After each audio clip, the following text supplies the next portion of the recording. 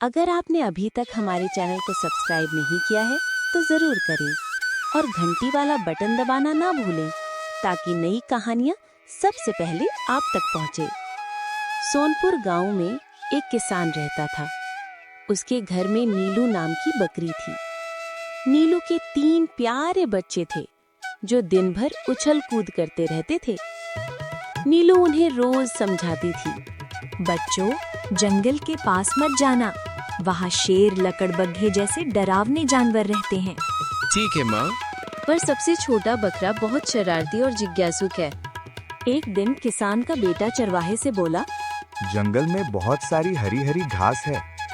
ये सुनकर छोटा बकरा सोचने लगा, वाह, वहाँ की घास तो बहुत स्वादिष्ट होगी, मैं जरा जाकर देख ही लेता हूँ।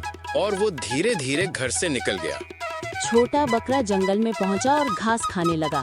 तभी 3 लकड़बग्घे वहां आ गए। उन्होंने कहा, आज तो मजेदार दावत मिल गई।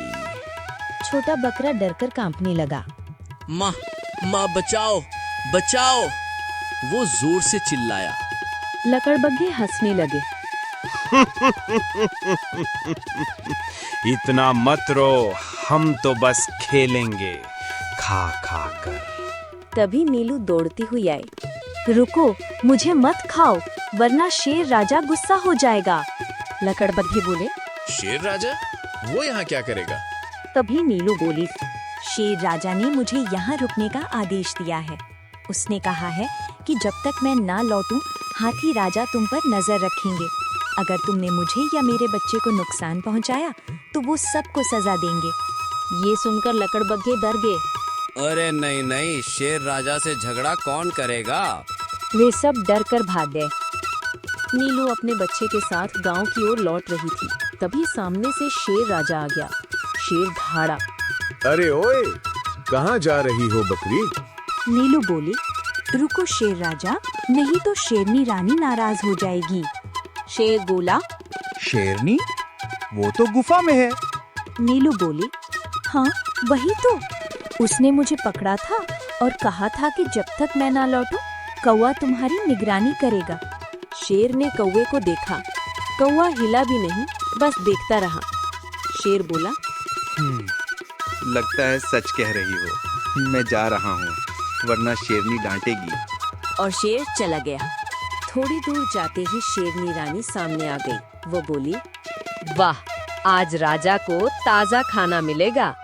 नीलू ने कहा, रानी जी, आज तो राजा ने आपके लिए खुद शिकार किया है। शेरनी बोली, क्या सच में? नीलू बोली, हाँ, उन्होंने कहा था कि मैं अपनी रानी के लिए ताज़ा खाना खुद लाऊंगा और उन्होंने खरगोश को मेरी निगरानी के लिए छोड़ा है। नीलू ने आवाज लगाई, खरगोश भैया। खरगोश झाड़ियों के पीछे से सिर हिलाता है। शेरनी बोली, ठीक है, मैं राजा को बुलाती हूँ। ये कहकर वो चली गई। नीलू ने मौका पाकर अपने बच्चे को उठाया और तेजी से गांव की ओर दौड़ पड़ी। घर पहुंचते ही बाकी बच्चे दौड़कर बोले, माँ, अब जंगल चली गई थी, हमें बहुत डर लग रहा था। छोटा बकरा बोला, माँ ने मुझे शेर, शेरनी और लकड़बग्घों से बचाया। नीलू मुस्कुराई और कहने लगी, बच्चों, हमेशा याद रखना, हर समस्या से डरना नहीं चाहिए। बुद्धि और धैर्य से हर मुश्किल आसान हो जाती है। यही थी चतुर बकरी की कहानी।